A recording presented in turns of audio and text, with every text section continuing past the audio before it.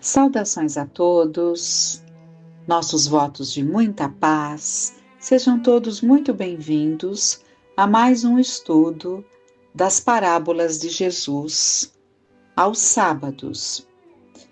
E vamos ver hoje a parábola do fermento, que Cair Bar Schutel nos traz, trazendo o ensinamento de Jesus no capítulo 13, por Mateus e por Lucas. O reino dos céus é semelhante ao fermento que uma mulher tomou e escondeu em 3 medidas de farinha até ficar toda ela levedada. Interessante, uma mulher tomou 3 medidas de farinha e escondeu, né?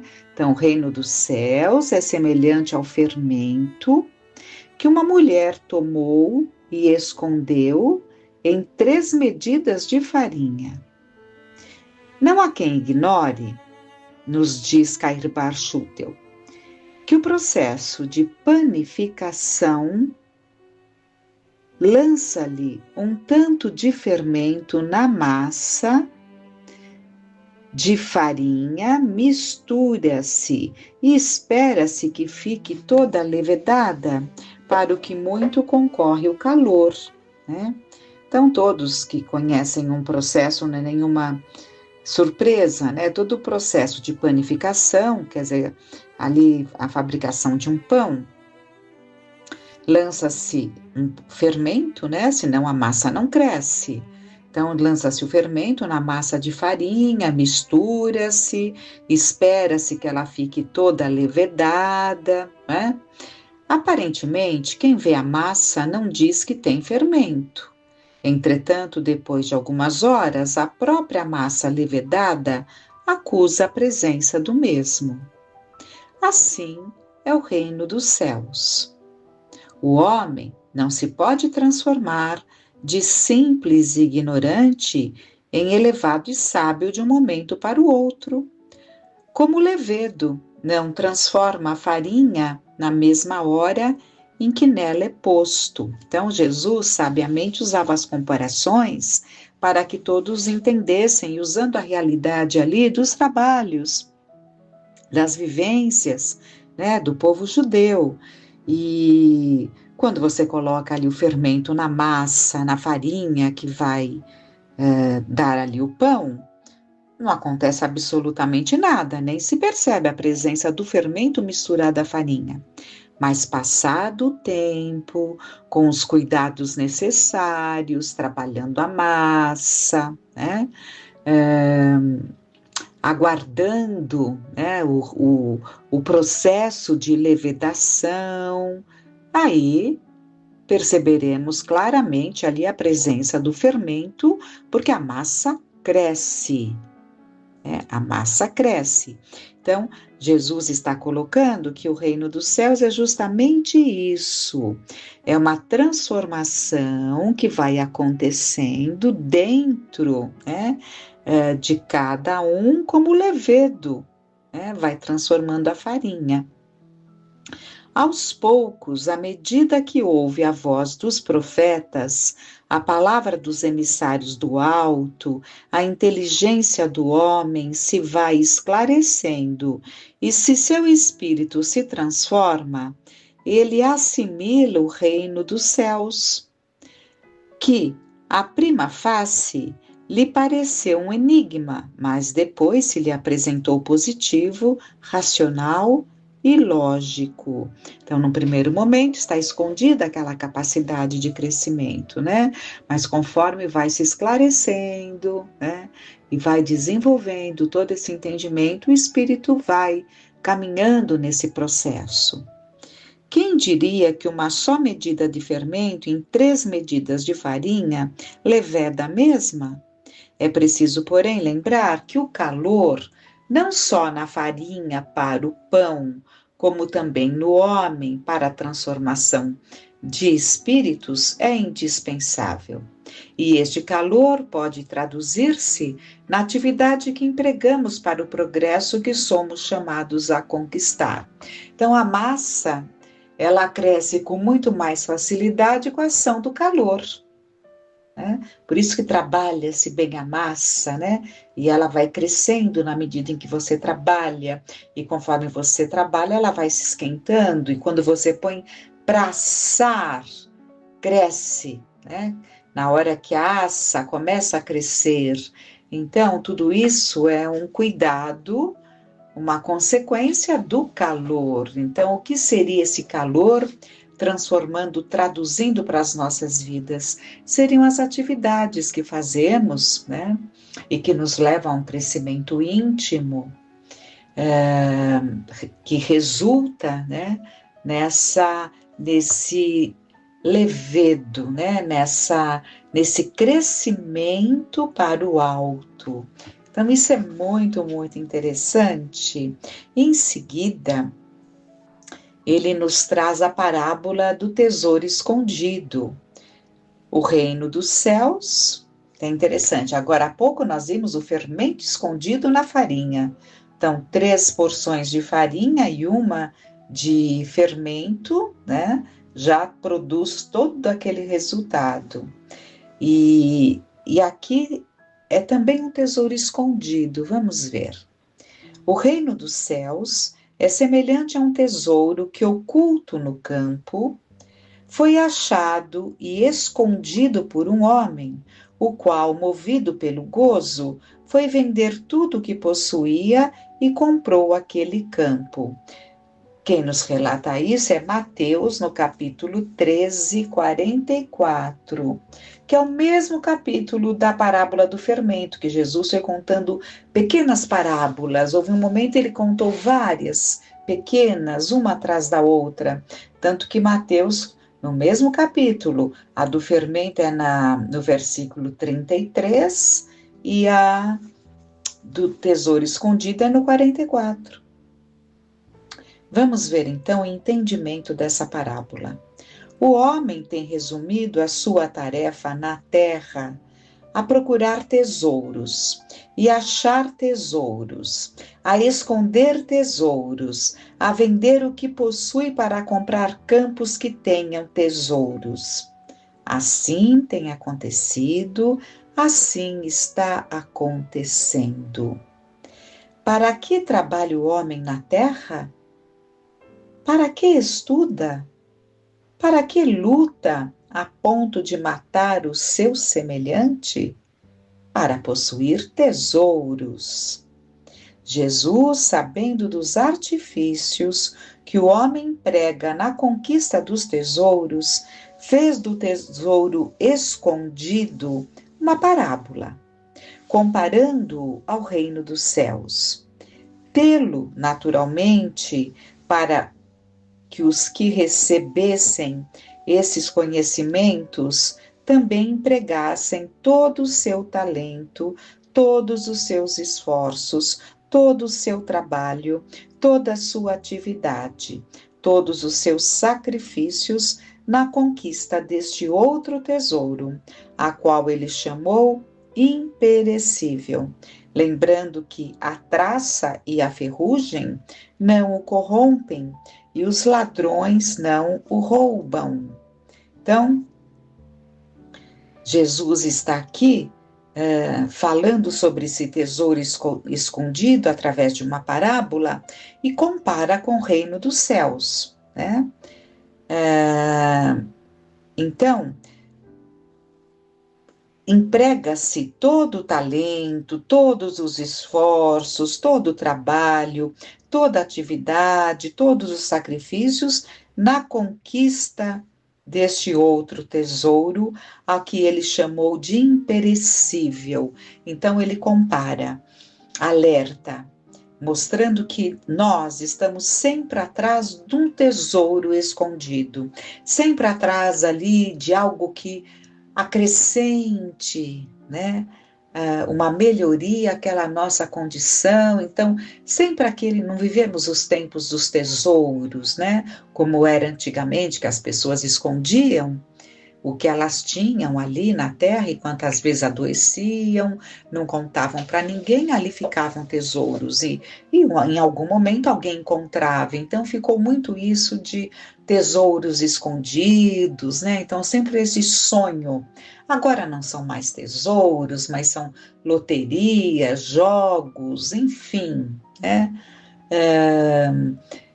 Arquitetamos tantas coisas que vão nos iludindo na busca de ampliar ali as nossas facilidades. E quantas vezes são facilidades tão desnecessárias, porque realmente temos mais do que o suficiente, né? Então, Jesus aproveita esse desejo do homem, dessa conquista de tesouros escondidos, e o orienta, através dessa parábola, a canalizar todo esse esforço, né, empreendido na procura de um tesouro para despertar, né, para que ele desperte para o verdadeiro tesouro, que as traças não corroem, né? E o ferrugem também não corroem. Nem a traça, nem a ferrugem os corrompem. E os ladrões não os roubam, porque não é material, são conquistas. Esses outros tesouros aqui, Jesus nos ensina nessa parábola, são os outros tantos tesouros que vamos conquistando e que ninguém nos rouba, porque são aquisições íntimas que carregaremos para sempre, né? Porque fazem parte, passam a fazer parte de nós mesmos. O reino dos céus é um tesouro oculto ao mundo, porque os grandes, os nobres, os guias e os chefes de seitas religiosas não querem fazê-lo aparecer à humanidade, mas graças à revelação, aos ensinos espíritas, aos espíritos do Senhor, hoje é muito fácil ao homem achar esse tesouro. Mais difícil lhe pode ser vender o que tem e comprar o campo. Isto é, desembaraçar-se das suas velhas crenças, do egoísmo, do preconceito, do amor aos bens terrestres, para possuir os bens celestes. Então, muito interessante isso que ele está nos trazendo sobre esses tesouros ocultos que não era de interesse dos chefes, né, das seitas religiosas, levar tudo isso à humanidade. Nós sabemos que na história das religiões, quantas vezes, né, temos ali os dados que a própria Bíblia, o próprio ensinamento de Jesus era reservado ao clero. Só aqueles que realmente estavam ali dentro da igreja é que tinham acesso aos ensinamentos de Jesus na Bíblia. O povo não tinha. E, inclusive, por muito, muito tempo era apenas em latim. Ou seja, que se tornou há muito tempo uma língua morta. Então, era justamente para não se chegar ao povo. Por quê? Porque o desejo de ser o intermediário entre Deus e os fiéis, né? Por N razões que não vêm ao caso, mas era o interesse, assim como também muitas vezes escondia-se os livros dos grandes filósofos. Quem já assistiu O Nome da Rosa, do Humberto Eco, que inclusive tem o livro, e o filme é baseado no livro, vai ver ali que esses livros dos filósofos, eles ficavam muito bem escondidos nos mosteiros, e só aqueles de uma graduação maior, ali na igreja, no mosteiro, tinham acesso a esses livros. E para quê? Para que houvesse um controle. Vamos nos admirar disso? Admira-se porque vem da igreja, né? A igreja, sem crítica nenhuma, estamos falando da instituição como um todo, não desse ou daquele, né? Então, a história da instituição, isso basta estudar, isso está nos livros, né? Então, são fatos, então, mas é importante que a gente entenda que nada mudou nesse sentido, porque ainda existe um interesse muito grande por parte daqueles que nos governam, por muitos deles, em manter ali as pessoas alienadas, né? Com um conhecimento muito raso, diplomados, né? Estamos todos sendo muito diplomados, os diplomas chegam com bastante facilidade, mas realmente um conhecimento mais aprofundado não tem sido tão fácil assim, nem tão presente, porque o que interessa são os números dos graduados e não aquilo que se realmente conquista, que abre a mente para o entendimento, para o conhecimento, porque isso não convém. Assim como não convinha à igreja de antes, não convém também aos governos, né? É melhor ali pessoas menos esclarecidas, que são muito mais fáceis de serem manipuladas. Então, essas situações precisam ser compreendidas e Jesus nos trouxe, e aqui é o Cair Bar que está nos trazendo, né? Esta colocação desse segurar do conhecimento. Mas, graças à revelação, né, aos ensinos espíritas, esses ensinamentos que eram velados, chegou a todos, né? Chegou a todos. Mais difícil lhe pode ser vender o que tem e comprar o campo, isto é, desembaraçar-se das suas velhas crenças, do egoísmo, do preconceito, do amor aos bens terrestres, para possuir os bens celestes. É claro que nós temos que ter zelo pelas coisas materiais que nós temos. Seria até uma ingratidão não termos zelo pelas coisas. Quando é colocado aqui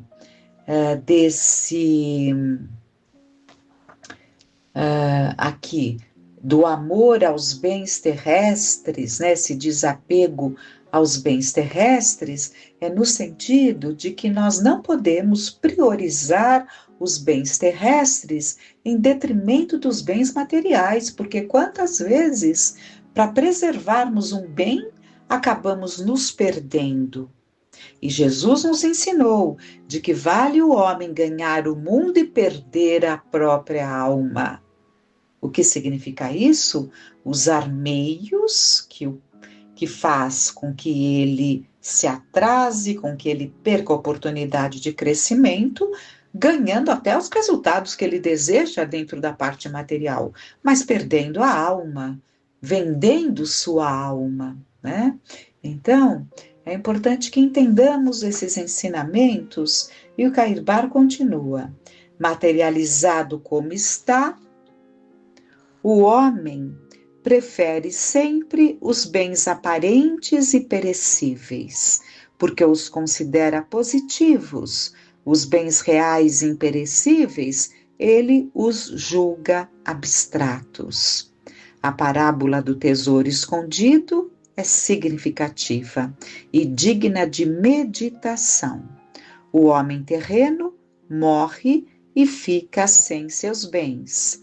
O homem espiritual permanece para a vida eterna e o tesouro do céu que ele adquiriu é de sua posse permanente. Então, se há algo que nós temos que nos conscientizar, é de que todos estamos aqui na Terra em aprendizado, em passagem, né?